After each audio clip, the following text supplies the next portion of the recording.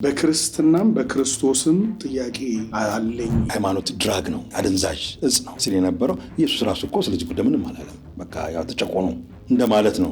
ሰው እንበል ብለን ስንል የምን ሀገር ሰው የሚል ጥያቄ ይጠይቃል እና ነገሮችን የብሔር ፖለቲካ ሲስተሜ ነው ካለ ግን አንድ መንግስት በብሔር ፖለቲካ ውስጥ ግን ፍትህ አለ ወይ ብላ ግን መጠየቅ ግን ግዴታዋ ነው። ቤተ ክርስቲያን የቱ ጋር ትቁም?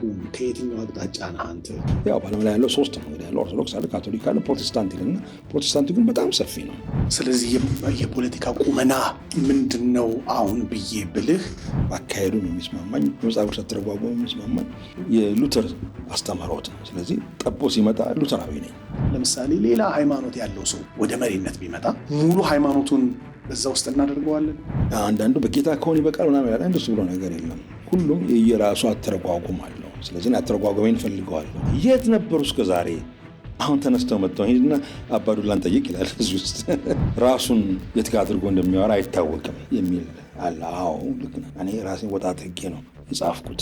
ቀን ይመጣል፣ የፕሮቴስታንት መንግስት ይወርድና እንተያያለን፣ እናወራርዳለን የማለት ሁሉ ጭምር አዝማሚያ እየታየ ኢትዮጵያ ውስጥ የትም ቦታ ሄደህ የመስራት የመኖር መብት አለህ ይላል። እሱ ግን ግማሽ እውነት ነው። እኔ ስላለሁ አንተ አለህ፣ አንተ ስላለህ እኔ አለሁ። የመንግስት አካል ሳይሆን የመንግስት ሕሊና ነው መሆን ያለባት።